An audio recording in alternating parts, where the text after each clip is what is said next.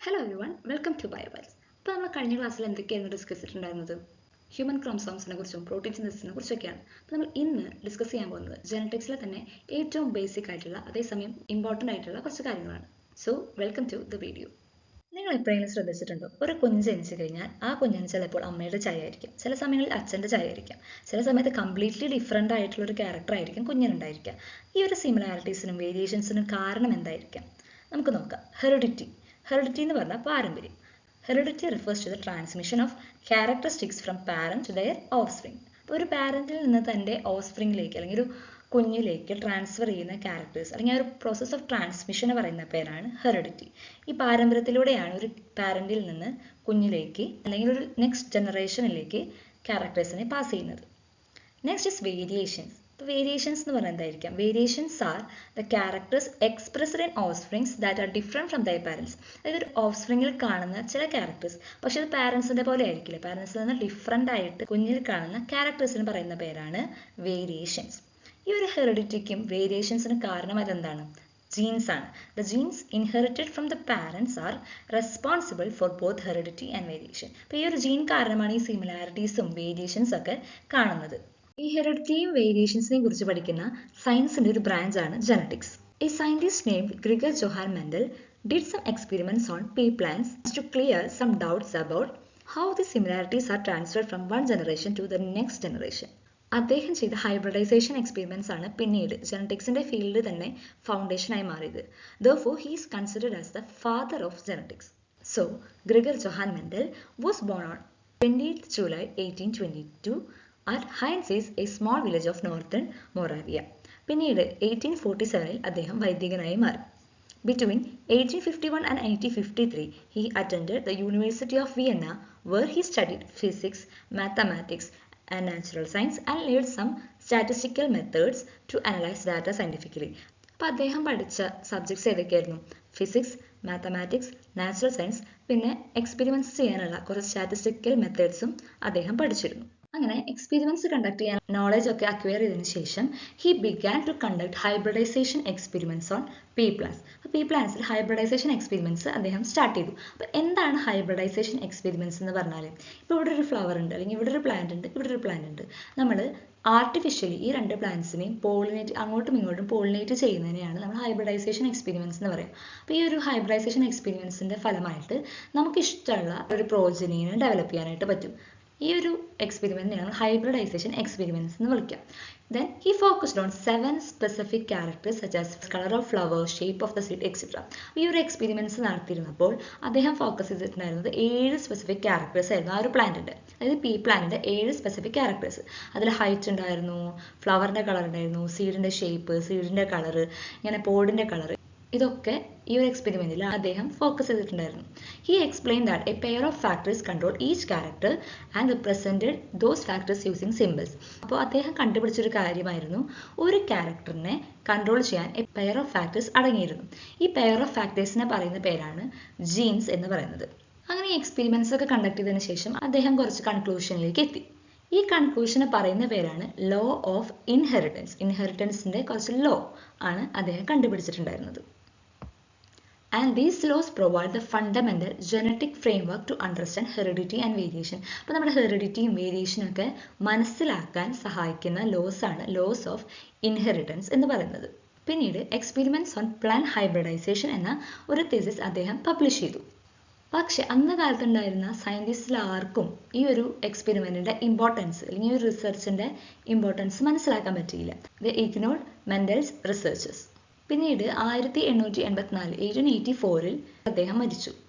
In 90,000 botanist Hugo de Vries, Carl Correns and Erich von Tschermak recognise the significance of Mendel's research. അതായത് മെൻഡലിന്റെ മരണത്തിന് 16 വർഷങ്ങൾക്ക് ശേഷമാണ് ഈ ഒരു എക്സ്പെരിമെന്റ്സിന്റെ റിസർച്ചിന്റെ ആ ഒരു ഇമ്പോർട്ടൻസ് മനസ്സിലാക്കുന്നത്.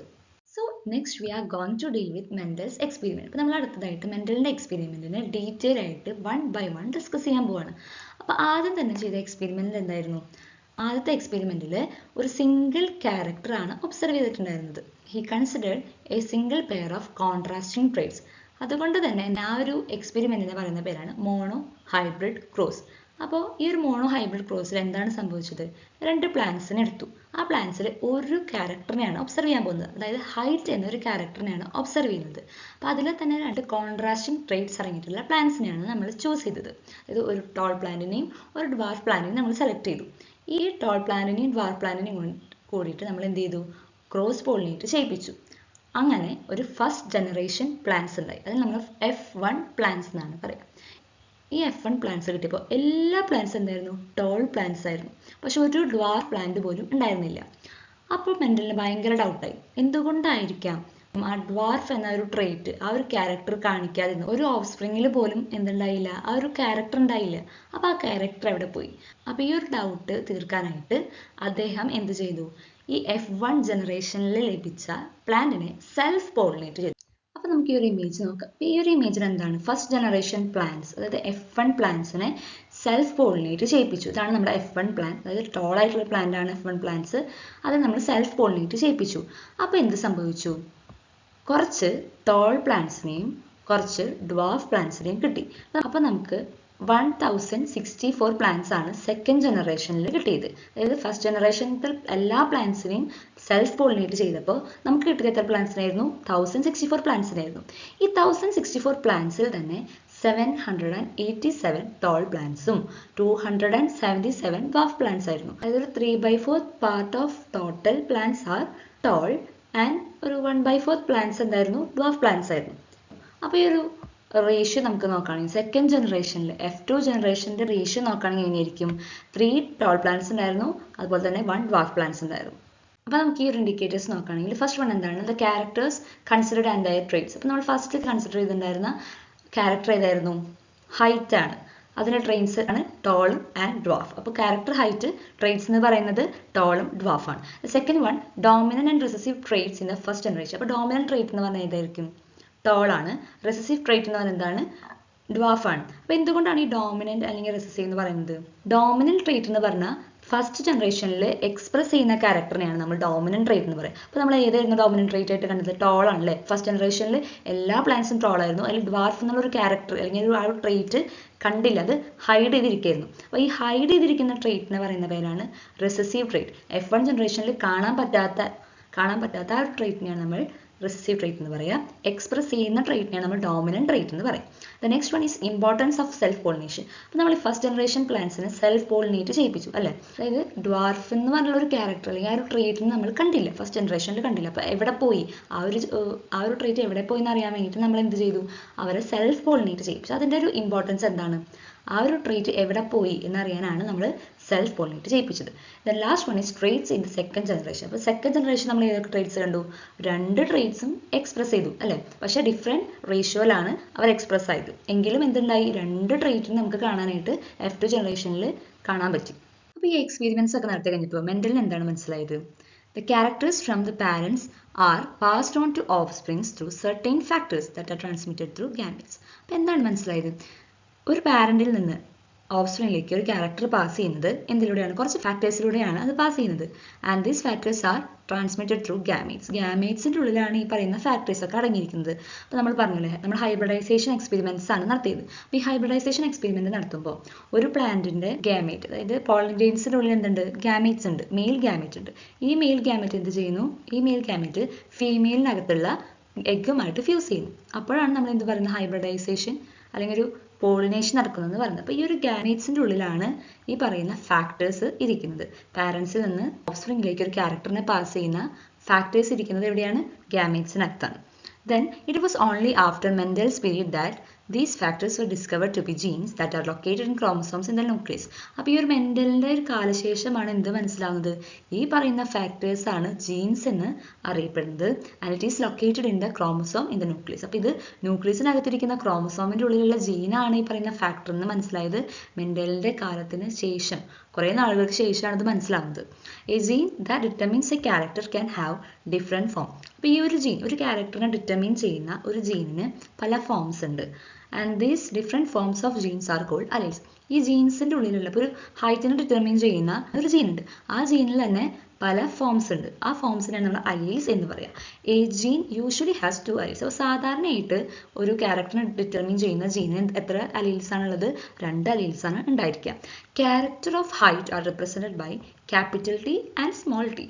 The allele capital T represents tall and the allele small t represent the dwarf. അപ്പോൾ അത് വലുതും ചെറുതായതുകൊണ്ടൊന്നല്ല നമ്മൾ ക്യാപിറ്റൽ ടി സ്മോൾ ടി എന്ന് റെപ്രസെൻറ്റ് ചെയ്തത്. നമ്മൾ പറഞ്ഞു അല്ലേ, ഡോമിനൻറ്റ് ക്യാരക്ടർ ഫസ്റ്റ് ജനറേഷനിൽ എക്സ്പ്രസ് ചെയ്യുന്ന ക്യാരക്ടറിനെയാണ് നമ്മൾ ക്യാപിറ്റൽ ടി എന്ന് പറഞ്ഞാൽ റെപ്രസെൻറ്റ് ചെയ്തത്. അതേപോലെ ഫസ്റ്റ് ജനറേഷനിൽ ഹൈഡ് ചെയ്തിരിക്കുന്ന ആബ്സെൻ്റ് ആയിട്ടുള്ള ആ ഒരു ട്രേറ്റിനെയാണ് നമ്മൾ എന്ത് പറയുന്നത്? സ്മോൾ ടി എന്ന് റെപ്രസെൻറ്റ് ചെയ്യുന്നത്. അപ്പോൾ നമ്മൾ നോക്കുകയാണെങ്കിൽ ഫാക്ടേഴ്സ് നമ്മൾ പറഞ്ഞു അല്ലേ, ഫാക്ടേഴ്സ് എന്ന് പറയുന്നതാണ് ജീൻസിനെയാണ് ഫാക്ടേഴ്സ് എന്ന് പറയുന്നത്. ഈ ഒരേ ജീൻസിൽ എത്ര അലീൽസ് ഉണ്ടായിരിക്കും? 2 അലീൽസ് ആണ് യൂഷ്വലി ഉണ്ടാവുക. ചില കേസസിൽ അത് ഡിഫറെൻ്റ് ആയിരിക്കും. നോർമലി എന്താണ്, ഒരു ജീനിൻ്റെ ഉള്ളിൽ 2 അലീൽസ് ആണ് ഉണ്ടായിരിക്കുക.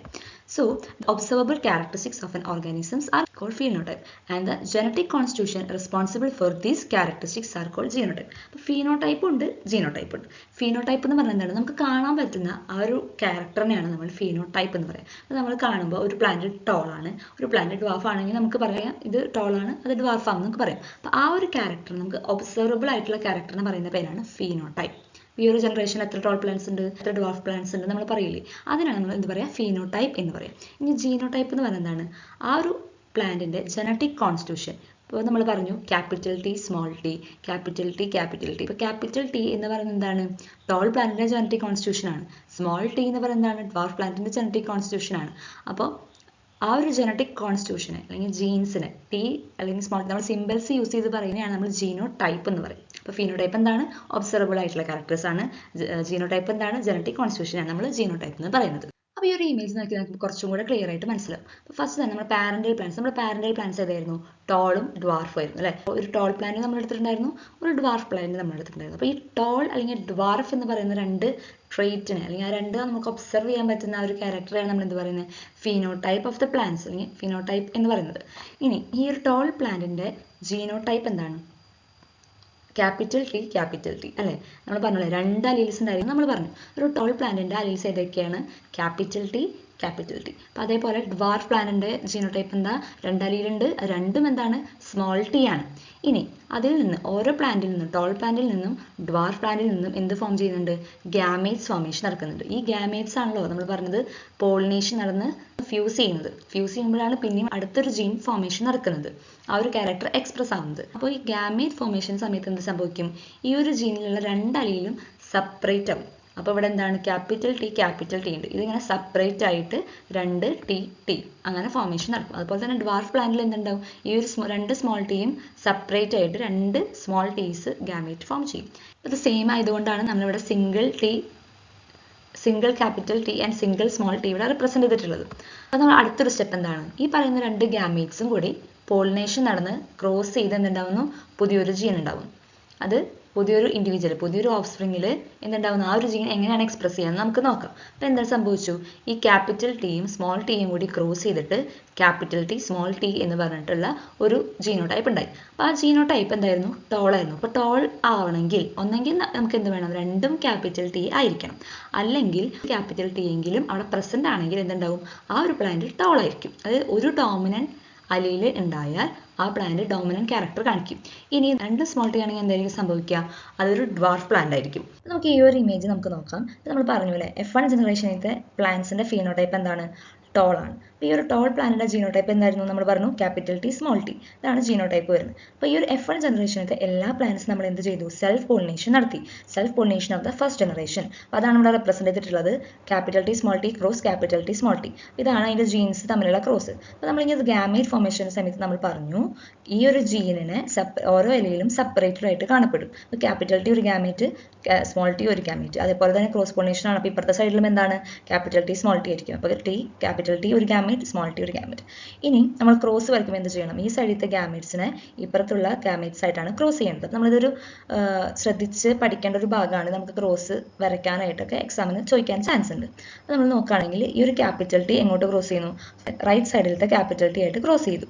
അപ്പോൾ എന്ത് കിട്ടി നമുക്ക്? Genotype capital T. നമ്മൾ പറഞ്ഞു ഡോമിനന്റ് ആയിട്ടുള്ള ഒരു അലീൽ അവിടെ പ്രസന്റ് ആണെങ്കിൽ ഡോമിനന്റ് ക്യാരക്ടറാണ് കാണിക്കുക. നമ്മൾ ക്യാപിറ്റൽ ടി 2 ക്യാപിറ്റൽ ടി ആണ്, നമുക്ക് നോ ഡൗട്ട് ആണ് ക്യാപിറ്റൽ ടി രണ്ടും ക്യാപിറ്റൽ ടി ആണ്. അപ്പോൾ നമുക്കൊരു സംശയമില്ല, അതെന്തായിരിക്കും, ടോൾ പ്ലാന്റ് ആയിരിക്കും. ഇനി നമ്മൾ നെക്സ്റ്റ് പിന്നെയും നമ്മൾ എന്ത് ചെയ്തു, ഈ ഒരു ക്യാപിറ്റൽ ടീനെ നെക്സ്റ്റ് സൈഡിലുള്ള സ്മോൾ ടി ആയിട്ട് ക്രോസ് ചെയ്തു. അപ്പോൾ എന്ത് നമുക്ക് കിട്ടി, ക്യാപിറ്റൽ ടി സ്മോൾ ടി കിട്ടി. അപ്പോഴും നമുക്ക് എന്തുണ്ട്, ഒരു ക്യാപിറ്റൽ ടി അവിടെ പ്രസന്റ് ആണ്. So the plant's phenotype will be tall. ഇനി നമ്മൾ സ്മോൾ ടി ക്രോസ് ചെയ്യാൻ പോകണം. അപ്പോൾ small T with this capital T cross ചെയ്ത് എന്ത് സംഭവിച്ചു, ക്യാപിറ്റൽ ടി സ്മോൾ ടി എന്ന് പറഞ്ഞ ജീനോടൈപ്പ് കിട്ടി. അവിടെ ഒരു ക്യാപിറ്റൽ ടി പ്രസന്റ് ആണ്. So the phenotype will be tall. ഇനി ഈ small T cross with the small T അല്ലേ, രണ്ടും സ്മോൾ ടി ആണ്. അപ്പോൾ എന്ത് നമുക്ക് കിട്ടി, ഡ്വാർഫ് ആണ് കിട്ടിയത്. അവിടെ നമുക്ക് ക്യാപിറ്റൽ ടി ഇല്ല. So the phenotype will B dwarf. നമ്മൾ ഇത്ര നേരം പഠിച്ചത് എന്തായിരുന്നു, മോണോ ഹൈബ്രിഡ് ക്രോസിനെ കുറിച്ചാണ്. ഇപ്പോൾ മോണോ ഹൈബ്രിഡ് ക്രോസ് എന്താണ്, ഒരു സിംഗിൾ ക്യാരക്ടറിനെ ബേസ് ചെയ്തിട്ടുള്ള എക്സ്പെരിമെന്റ്സ് ആയിരുന്നു അത് നടത്തിയത്. അതായത് നമ്മളൊരു ഹൈറ്റ് എന്നൊരു ക്യാരക്ടറിനെയാണ് നമ്മൾ എടുത്തിട്ടുണ്ടായിരുന്നത്. അപ്പോൾ ആ ഒരു മോണോ ഹൈബ്രിഡ് ക്രോസിനെ ബേസ് ചെയ്തിട്ടുള്ള കുറച്ച് ഇൻഡിക്കേറ്റേഴ്സ് നമുക്ക് ടെക്സ്റ്റിൽ കൊടുത്തിട്ടുണ്ട്. നമുക്കതൊന്ന് ഡിസ്കസ് ചെയ്തിട്ട് പോവാം.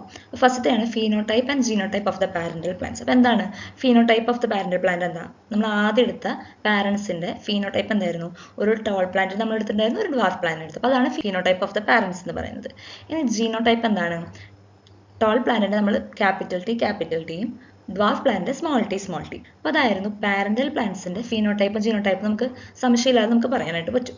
ഇനി നെക്സ്റ്റ് എന്താണ്, phenotype and genotype of first generation plant. അപ്പോൾ ഫീനോടൈപ്പ് എന്തായിരുന്നു, ഫസ്റ്റ് ജനറേഷൻ പ്ലാന്റ്സിന്റെ F1 പ്ലാന്റ്സിന്റെ എന്തായിരുന്നു ഫീനോടൈപ്പ്, എല്ലാം ടോൾ ആയിരുന്നു. അപ്പോൾ അതാണ് ഫീനോടൈപ്പ്. ജീനോടൈപ്പ് എന്തായിരുന്നു, ക്യാപിറ്റൽ ടി ആയിരുന്നു, അത് ക്യാപിറ്റൽ ടി സ്മോൾ ടി.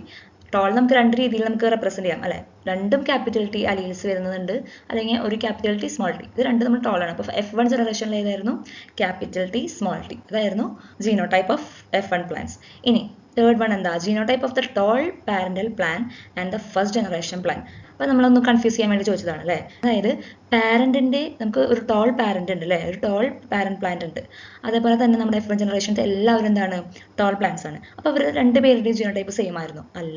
അപ്പോൾ എങ്ങനെയാണ് അതിന്റെ ഡിഫറൻസ് വരുന്നത്, ടോൾ പാരന്റൽ പ്ലാന്റിന്റെ ജീനോടൈപ്പ് എന്തായിരുന്നു, ക്യാപിറ്റൽ ടി ആണ്. പക്ഷെ അതേസമയം F1 പ്ലാന്റ്സിന്റെ ടോൾ പ്ലാന്റ്സ് ആണ്, പക്ഷെ എന്താണ് അവരുടെ ജീനോടൈപ്പ് വരുന്നത്, ക്യാപിറ്റൽ ടി സ്മോൾ ടി ആണ്.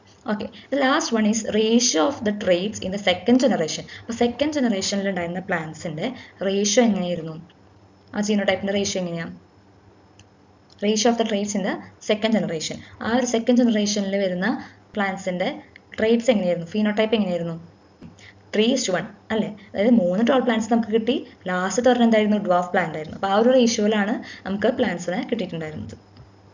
അപ്പോൾ ഈ ഒരു മോണോ ഹൈബ്രിഡ് ക്രോസ് നടത്തിയതിന് ശേഷം മെന്റൽ കുറച്ച് പോസ്റ്റുലേറ്റ്സ് കണ്ടുപിടിച്ചു. അപ്പോൾ ഫസ്റ്റത്തെ പോസ്റ്റുലേറ്റ് ആണ്, a trait is controlled by 2 factors. അതായത് ഒരു ട്രേറ്റ് കൺട്രോൾ ചെയ്യുന്നത് 2 ഫാക്ടേഴ്സ് ആണ്, അല്ലെങ്കിൽ 2 അലീൽസ് ആണ്.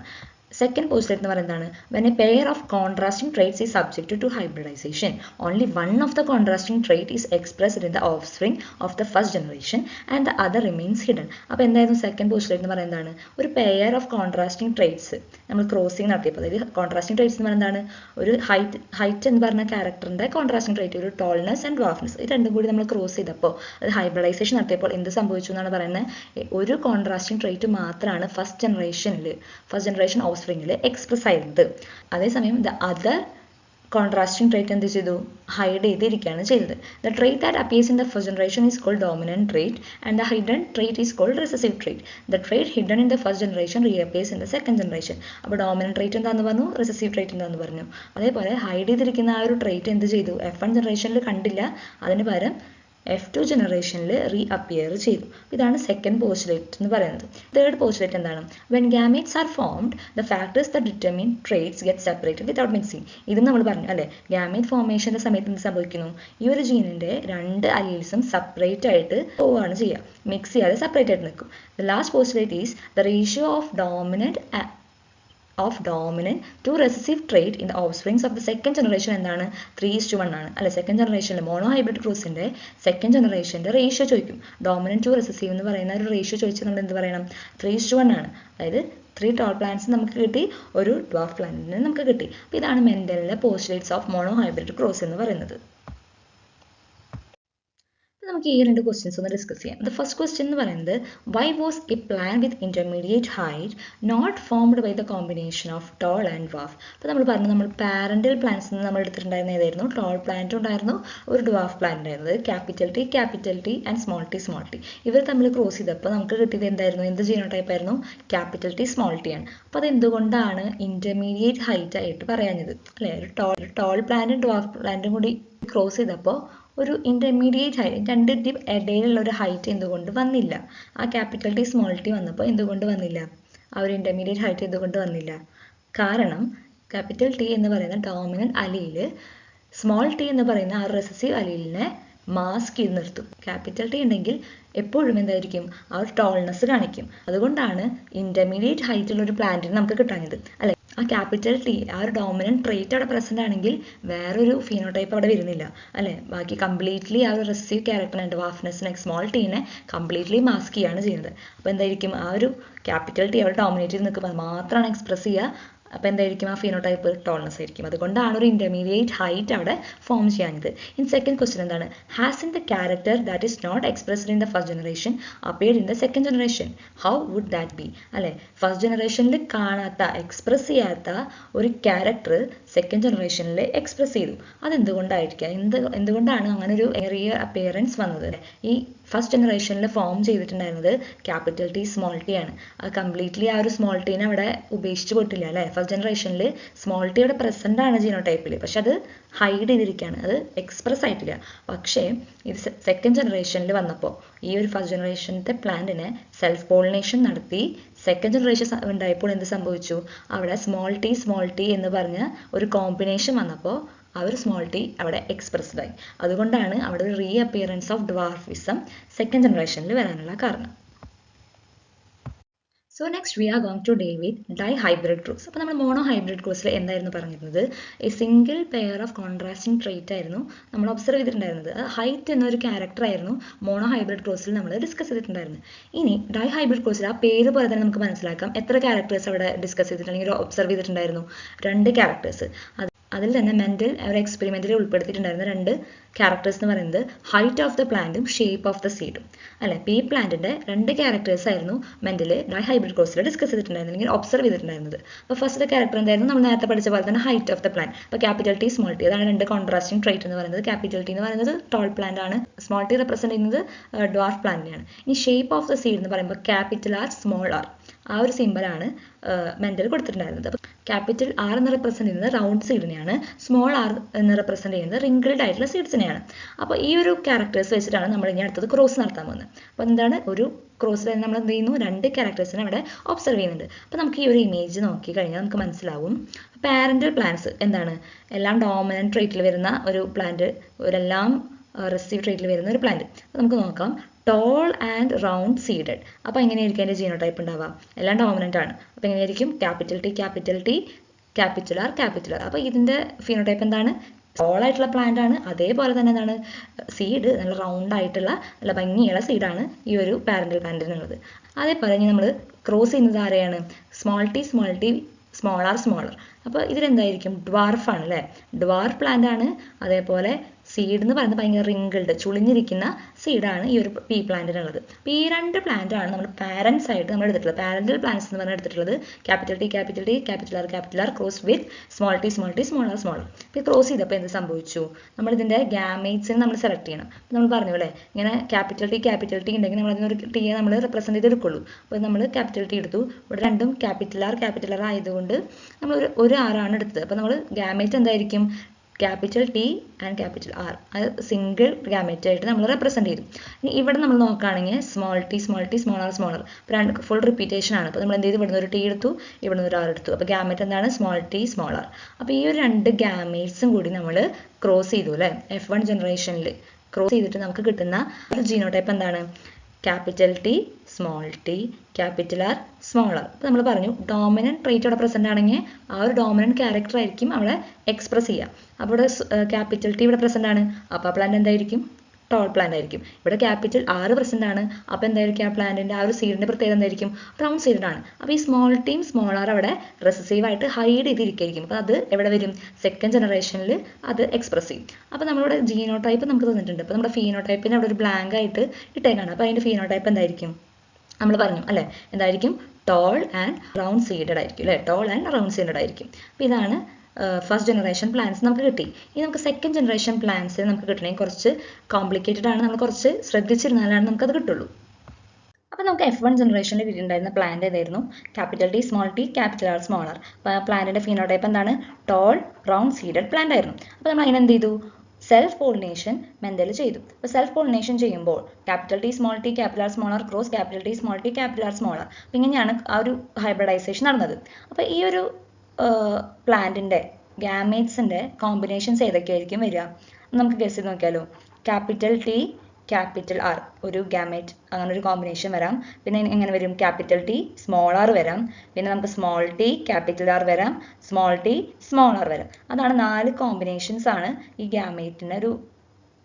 അപ്പോൾ 4 ഗാമേറ്റ് കോമ്പിനേഷൻസ് നമുക്ക് കണ്ടുപിടിച്ചു. അപ്പോൾ അതേപോലെ തന്നെ ഇവിടെയുണ്ട് capital T capital R, capital T small R, small T capital R, small T small R. അപ്പോൾ അത് നമ്മൾ ഇവിടെ ഈ ഗാമേറ്റ്സിനെ ഇവിടെ നമ്മൾ റെപ്രസെൻറ്റ് ചെയ്തു. ഇനി മെൻഡൽ എന്താണ് ചെയ്തത്, ഈ സെൽഫ് പോളിനേഷൻ്റെ ആ ഒരു കോമ്പിനേഷൻസ് മനസ്സിലാക്കാൻ വേണ്ടിയിട്ട് ഒരു ബോക്സ് അവിടെ പ്രിപ്പയർ ചെയ്തു. അപ്പോൾ നമുക്ക് നോക്കാം ഇവിടെ എങ്ങനെയാണ് ഉണ്ടാവുക. Capital T capital R cross ചെയ്ത് ഈ 2 ഗാമേറ്റ്സും കൂടെ ഫ്യൂസ് ചെയ്യുമ്പോൾ എങ്ങനെയാണ് ആ ഒരു ഫീനോടൈപ്പും ജീനോടൈപ്പും നമുക്ക് നോക്കാം. എങ്ങനെയായിരിക്കും വരിക, ക്യാപിറ്റൽ ടി ഇവിടെ നിന്ന് ഒരു ക്യാപിറ്റൽ ടി വന്നു, ഇവിടുന്ന് ക്യാപിറ്റൽ ആർ വന്നു, ഇവിടുന്ന് ക്യാപിറ്റൽ ആർ വന്നു. അപ്പോൾ എല്ലാം ഡോമിനൻ്റ് ആണ്. അപ്പോൾ എങ്ങനെയായിരിക്കും അതിൻ്റെ ഫീനോടൈപ്പ് വരിക, toll and round seeded plant ആയിരിക്കും. അപ്പോൾ അതുപോലെ നമുക്ക് ഇവിടെ നോക്കാം, ക്യാപിറ്റൽ ടി വന്നു, ഇവിടുന്ന് ക്യാപിറ്റൽ ടി വന്നു, ഇവിടുന്ന് ക്യാപിറ്റൽ ആർ വന്നു, ഇവിടുന്ന് സ്മോൾ ആർ വന്നു. അവിടെ നമുക്ക് ഡോമിനൻ്റ് ട്രേറ്റ്സ് ആണുള്ളത്. അപ്പോൾ ടോൾ ആൻഡ് റൗണ്ട് സീഡഡ് ആണ്. ഇവിടെ ഒരു ക്യാപിറ്റൽ ആറിലുണ്ട്, റൗണ്ട് സീഡഡ് പ്ലാന്റ് ആണ്. ഇനി ഇവിടെ നമുക്ക് നോക്കാം, ഇവിടെ ക്യാപിറ്റൽ ടി നമുക്കുണ്ട്, സ്മോൾ ടി എടുത്തു, അപ്പോൾ അവിടെ എന്തായിരിക്കും ടോൾ ആണ്. ഇനി ഇവിടെ ക്യാപിറ്റൽ ആർ ഉണ്ട്, ഇവിടെ ക്യാപിറ്റൽ ആർ ഉണ്ട്, അപ്പോൾ എന്തായിരിക്കും toll and round seeded plant ആണ്. ഇനി അതേപോലെ ഇവിടെ ഒരു സ്മോൾ ടി, ഇവിടെ ക്യാപിറ്റൽ ടി, അപ്പോൾ ടോൾ, ഇവിടെ ക്യാപിറ്റൽ ആർ ഉണ്ട്, ഇവിടെ സ്മോൾ ആർ ഉണ്ട്, അവിടെ റൗണ്ട് സീഡഡ് ആണ്. അപ്പോൾ നമുക്കൊരു റിങ്കിൾഡ് സീഡോ അല്ലെങ്കിൽ ഡ്വാർഫോ അങ്ങനെ ഒരു ക്യാരക്ടർ ഇവിടെ വന്നിട്ടില്ല. ഇനി നമുക്കിവിടെ ഈ സെക്കൻഡ് റോ നമുക്ക് നോക്കാം, ക്യാപിറ്റൽ ടി അപ്പോൾ tall, capital R small R round seeded. Okay, ഇനി ഇവിടെ നോക്കാം, ക്യാപിറ്റൽ ടി അപ്പോൾ നമുക്ക് ടോൾ എഴുതി, സ്മോൾ ആർ അപ്പോൾ റിങ്കിൾഡ്. അപ്പോൾ ഫസ്റ്റ് ടൈം നമുക്കിവിടെ റിങ്കിൾഡ് സീഡ് വന്നു അല്ലേ, 2 സ്മോൾ ആർ വന്നു, അപ്പോൾ റിങ്കിൾഡ് സീഡഡ് ആയിട്ട് വന്നു. ഇനി ഇവിടെ എങ്ങനെയാണ്, ക്യാപിറ്റൽ ടി ഉണ്ട്, സ്മോൾ ടി ഉണ്ട്, അപ്പോൾ എന്തായിരിക്കും ടോൾ ആണ്. പിന്നെ ഇവിടെ ക്യാപിറ്റൽ ആർ ഉണ്ട്, സ്മോൾ ആർ ഉണ്ട്, അപ്പോൾ അവിടെ എന്താണ് റൗണ്ട് സീഡഡ് ആയിട്ടുള്ള പ്ലാന്റ് ആണ്. ഇനി ഇവിടെ നമുക്ക് നോക്കാം, capital T small T tall, small R അപ്പോൾ എന്തായിരിക്കും റിങ്കിൾഡ് സീഡ് ആയിരിക്കും. ഇനി തേർഡ് റോ നമുക്ക് നോക്കാം, ഇവിടുന്ന് ക്യാപിറ്റൽ ടി, ഇവിടുന്ന് small T tall, capital R round seeded. ഇനി ഇവിടെ നോക്കാം, capital T small T tall, capital R small R round seeded. ഇവിടെ നോക്കാം, സ്മോൾ ടി ഇവിടെ നിന്നും സ്മോൾ ടി വന്നു, അപ്പോൾ ഇവിടെ ഫസ്റ്റ് ടൈം നമുക്ക് എന്താ വന്നു, ഡ്വാർഫ് വന്നു അല്ലേ, ഡ്വാർഫ് ആൻഡ് ക്യാപിറ്റൽ ആർ ആണ്, റൗണ്ട് സീഡഡ് ആണ്, ഡ്വാർഫ് ആൻഡ് റൗണ്ട് സീഡഡ്. ഇനി ഇവിടെ നോക്കാം, സ്മോൾ ടി അപ്പോൾ dwarf and small R capital R വന്നിട്ടുണ്ട്, അപ്പോൾ നമുക്ക് എന്ത് പറയാം, റൗണ്ട് സീഡഡ് ആണെന്ന് പറയാം. ഇനി ലാസ്റ്റ് റോ നമുക്ക് നോക്കുകയാണെങ്കിൽ ക്യാപിറ്റൽ ടി സ്മോൾ ടി, അപ്പോൾ അവിടെ tall, capital R small R round seeded. ഇനി നോക്കാം, ക്യാപിറ്റൽ ടി സ്മോൾ ടി അപ്പോൾ tall, small R wrinkled seeded ആണ് ഇവിടെ വരാം. ഇനി ഇവിടെ നോക്കുകയാണെങ്കിൽ സ്മോൾ ടി അപ്പോൾ dwarf, capital R small R round seeded. ഇനി ലാസ്റ്റ് നോക്കുകയാണെങ്കിൽ സ്മോൾ ടി സ്മോൾ ആർ അപ്പോൾ ഡ്വാർഫ് ആൻഡ് റിങ്കിൾഡ് സീഡഡ്. അപ്പോൾ ഇങ്ങനെയാണ് സെക്കൻഡ് ജനറേഷനിലുള്ള പ്ലാന്റ്സിൻ്റെ ഫീനോടൈപ്പും ജീനോടൈപ്പും വരുന്നത്. ഓക്കെ, ഇപ്പോൾ തന്നെ കൺഫ്യൂഷൻസ് ഇല്ലയെന്ന് വിചാരിക്കുന്നു. ഇത് വെരി ഇമ്പോർട്ടൻ്റ് ആയിട്ടുള്ളൊരു ഭാഗമാണ്. നമുക്ക് ക്വസ്റ്റ്യൻ പേപ്പറിലൊക്കെ വരുന്ന ക്വസ്റ്റ്യൻ ഇവിടേക്ക് എന്തെങ്കിലും ബ്ലാങ്ക് ആയിട്ടിട്ട് നമുക്ക് ഈ കോമ്പിനേഷൻ കണ്ടുപിടിക്കാൻ, അതിൻ്റെ ഒരു ഫീനോടൈപ്പും ജീനോടൈപ്പും ഒക്കെ കണ്ടുപിടിക്കാനുള്ള ഒരു ക്വസ്റ്റ്യൻ വരാനുള്ള ചാൻസസ് ഉണ്ട്. അപ്പോൾ നമുക്ക് ടെക്സ്റ്റിൽ കൊടുത്തിട്ടുള്ള കുറച്ച് ഇൻഡിക്കേറ്റേഴ്സ് നോക്കാം. ആദ്യം തന്നെ characters considered and their contrasting traits. അപ്പോൾ നമ്മൾ ഏതൊക്കെ ക്യാരക്ടേഴ്സ് ആണ് ഡൈ ഹൈബ്രിഡ് ക്രോസിൽ നമ്മൾ ഒബ്സർവ് ചെയ്തിട്ടുണ്ടായിരുന്നത്, അതിൻ്റെ കോൺട്രാസ്റ്റിംഗ് ട്രേറ്റ്സ് ഏതൊക്കെയായിരുന്നതാണ് ഫസ്റ്റത്തെ ക്വസ്റ്റ്യൻ. അപ്പോൾ ഏതൊക്കെ ക്യാരക്ടേഴ്സ് ആയിരുന്നു, ഹൈറ്റ് ഓഫ് ദ പ്ലാന്റ് നമ്മൾ നോക്കിയിട്ടുണ്ടായിരുന്നു, ഷേപ്പ് ഓഫ് ദ സീഡ് നോക്കിയിട്ടുണ്ടായിരുന്നു. അപ്പോൾ അതിൻ്റെ കോൺട്രാസ്റ്റിംഗ് ട്രേറ്റ്സ് ചെയ്ത ഹൈറ്റിൻ്റെ എന്തായിരുന്നു, tall and dwarf.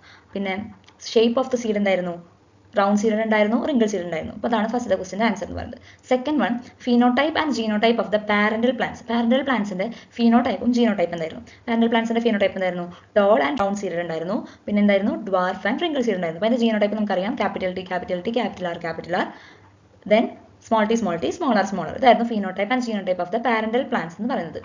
Then alleles of the gametes produced by the first generation. First ജനറേഷനിൽ നിന്ന് പ്രൊഡ്യൂസ് ചെയ്ത ഗാമേറ്റ്സിന്റെ അലീൽസ് എന്തൊക്കെയാണ്? അപ്പോൾ ഏതൊക്കെയായിരുന്നു ഫസ്റ്റ് ജനറേഷനിൽ നിന്ന് പ്രൊഡ്യൂസ് ചെയ്ത gametes? Capital T small R T capital R small R അങ്ങനെ 4 ഗാമേറ്റ്സ് ആയിരുന്നു നമ്മൾ കണ്ടിട്ടുണ്ടായിരുന്നത്. ഈ 4 ഗാമേറ്റ്സിലും ഏതൊക്കെയായിരുന്നു അലീൽസ്? അപ്പോൾ നമുക്കറിയാം, ഒരു ഗാമേറ്റ്സിനെ തന്നെ സെപ്പറേറ്റ് ചെയ്ത് നമുക്ക് അലീൽസ് പറയാം. Then phenotype of the plant in the second generation. Second ജനറേഷനിലെ പ്ലാന്റ്സിന്റെ ഫീനോടൈപ്സ് ഏതൊക്കെയായിരുന്നു? നമ്മൾ പറഞ്ഞു സെക്കൻഡ് ജനറേഷനിലാണ് നമ്മൾ ബോക്സ് ഒക്കെ വരച്ച് ആ ഒരു ഡിഫറെന്റ് കോമ്പിനേഷൻസ് നമ്മൾ ഫീനോടൈപ്പും ജീനോടൈപ്പും ഒക്കെ നമ്മൾ നോക്കി. അപ്പോൾ അതിൽ വന്നിട്ടുണ്ടായിരുന്ന ഫീനോടൈപ്സ് ഏതൊക്കെയായിരുന്നു? ടോൾ ആൻഡ് റൗണ്ട് സീഡഡ് വന്നു, ടോൾ ആൻഡ് റിങ്കിൾഡ് സീഡ് വന്നു, ഡ്വാർഫ് ആൻഡ് റൗണ്ട് സീഡ് വന്നു, ഡ്വാർഫ് ആൻഡ് റിങ്കിൾഡ് സീഡ് വന്നു. അങ്ങനെ 4 ടൈപ്പ് ഫീനോടൈപ്സ് ആണ് സെക്കൻഡ് ജനറേഷനിൽ പ്രസന്റ് ആയിരുന്നത്. Then phenotypes observed in the second generation that differed in contrast to the parental plants and their genotypes. അപ്പോൾ നമ്മൾ parental പ്ലാന്റ്സിൽ നിന്ന് ഡിഫറെൻ്റ് ആയിട്ട് വന്ന സെക്കൻഡ് ജനറേഷനിൽ പ്രസന്റ് ആയിരുന്ന ഫീനോടൈപ്സ് ഏതൊക്കെയായിരുന്നു, അതിന്റെ ജീനോടൈപ്സ് ഏതൊക്കെയായിരുന്നു എന്നാണ് അടുത്ത ക്വസ്റ്റ്യൻ. നമുക്ക് നോക്കാം. ഫസ്റ്റ് ഒരു പുതിയൊരു കോമ്പിനേഷൻ വന്നതാണ് ടോൾ ആൻഡ് റിങ്കിൾഡ് സീഡ്. അപ്പോൾ അതിൽ എങ്ങനെയായിരിക്കും അതിന്റെ ജീനോടൈപ്പ് എങ്ങനെയായിരിക്കും? ജീനോടൈപ്പ് വരെ ക്യാപിറ്റൽ ടി സ്മോൾ ആർ അല്ലെങ്കിൽ എങ്ങനെയായിരിക്കും ക്യാപിറ്റൽ ടി സ്മോൾ ആർ ഇങ്ങനെയായിരിക്കും രണ്ട് ജീനോടൈപ്പിന്റെ combination.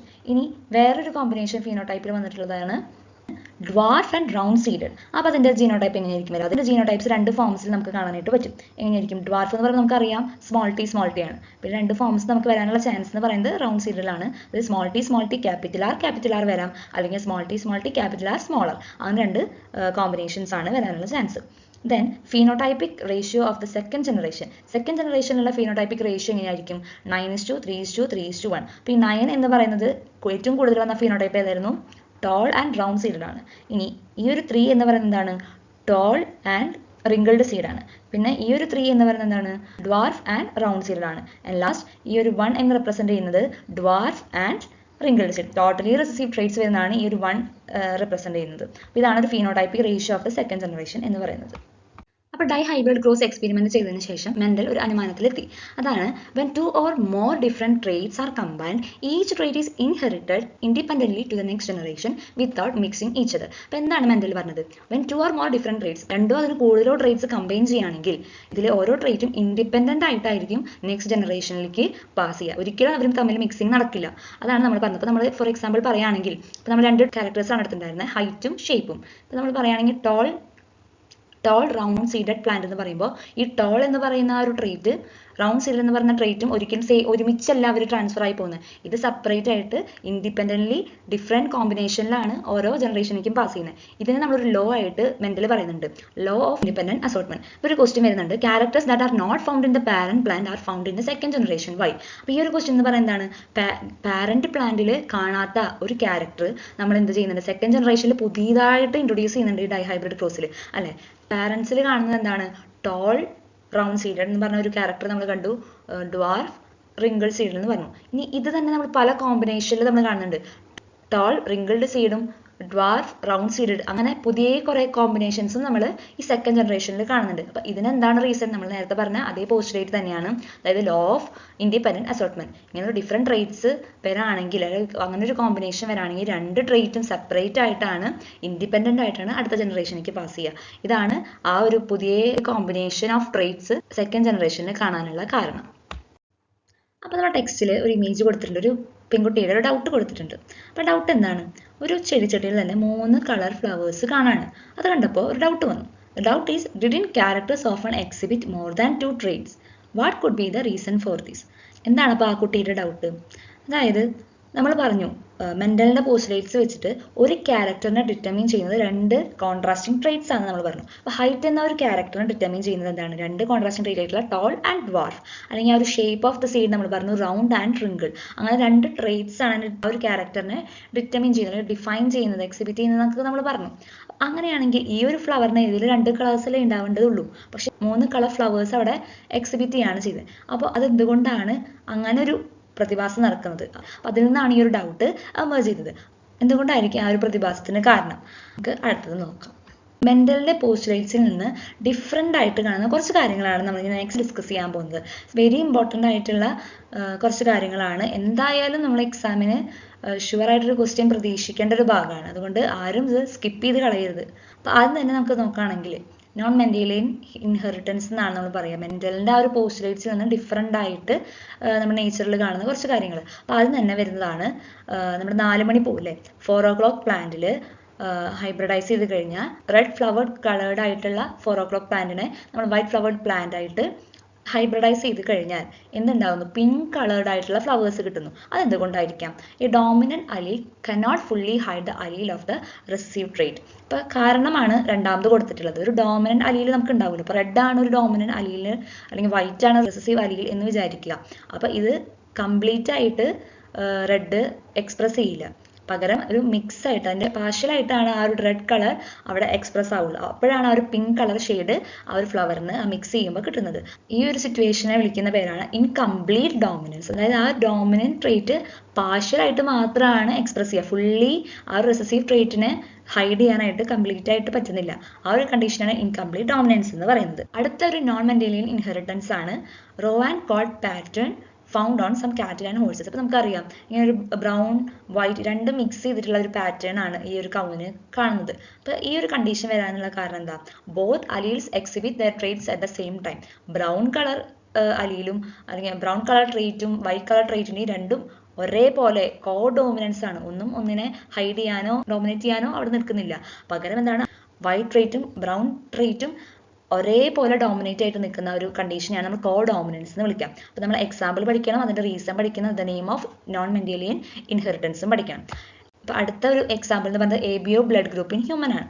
The gene that determines the blood group in human beings has more than 2 alleles. അപ്പോൾ നമ്മുടെ ഹ്യൂമൻ ബീയിങ്സിലുള്ള ബ്ലഡ് ഗ്രൂപ്പിനെ ഡിറ്റർമിൻ ചെയ്യുന്നത് രണ്ടിനേക്കാൾ കൂടുതൽ അലീൽസ് ഉണ്ട്. 3 alleles IA, IB and small I. Okay, small I determines the blood group. ഈ ഒരു 3 alleles ഏതൊക്കെയായിരുന്നു? Capital IA, capital IB and small I. ഈ 3 അലീൽസ് ആണ് നമ്മുടെ ബ്ലഡ് ഗ്രൂപ്പിനെ ഡിറ്റർമിൻ ചെയ്യുന്നത്. അപ്പോൾ മോർ ദാൻ 2 അലീൽസ് ഉണ്ട്. നമ്മൾ മെൻഡേലിയൻ പോസ്റ്റുലേറ്റ്സ് വെച്ചിട്ട് എന്താണ് 2 അലീൽ ഉണ്ടെന്നാണ് പറഞ്ഞത്. അപ്പോൾ ഒരു 3 അലീൽസ് ഉണ്ട്. അതൊരു നോൺ മെൻഡേലിയൻ ഇൻഹെറിറ്റൻസ് ആണ്. നോൺ മെൻഡേലിയൻ ഇൻഹെറിറ്റൻസിന്റെ പേരാണ് multiple allelism. Okay, more than 2 alleles, അതാണ് മൾട്ടിപ്പിൾ അലീൽസ് എന്ന് പറയുന്നത്. And last one is difference in skin colour. അത് എന്തുകൊണ്ടായിരിക്കാം? More than one gene controls the colour of the skin.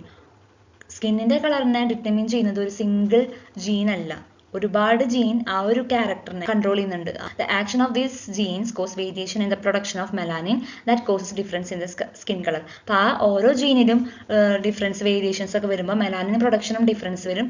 Melanin production ആണ് നമ്മുടെ സ്കിന്നിന് ഓരോ കളർ ഡിഫറൻസസ് കൊണ്ടുവരുന്നത്.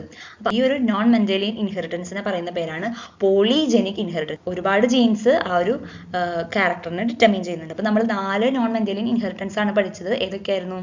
Incomplete dominance, codominance, multiple allelism and polygenic inheritance. ഈ 4 എണ്ണത്തിൻ്റെയും റീസൺ നമ്മൾ പഠിക്കണം, എക്സാമ്പിൾ നമ്മൾ പഠിക്കണം.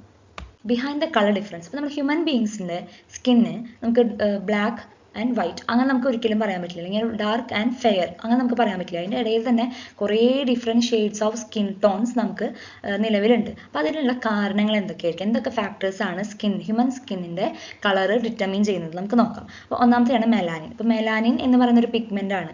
ആ പിഗ്മെൻറ്റിൻ്റെ കോൺസെൻട്രേഷൻ നമ്മുടെ സ്കിന്നിലുള്ള ആ ഒരു മെലാനിൻ്റെ പ്രൊഡക്ഷൻ്റെ ബേസിസിൽ ഈ കളർ ഡിഫറൻസസ് കാണാം. പിന്നെ ജോഗ്രഫിക്കൽ റീജിയൻ, നമ്മൾ താമസിക്കുന്ന ഭൂമിയിലെ ആ ഒരു ഏരിയ ഏത് റീജിയനിലാണ്, സൂര്യപ്രകാശം കൂടുതൽ കിട്ടുന്ന സ്ഥലമാണോ കുറവ് കിട്ടുന്ന സ്ഥലമാണോ, ഇതിൻ്റെ എല്ലാം ബേസിസിൽ നമ്മുടെ സ്കിന്നിൻ്റെ ടോൺ മാറാനുള്ള ചാൻസസ് ഉണ്ട്.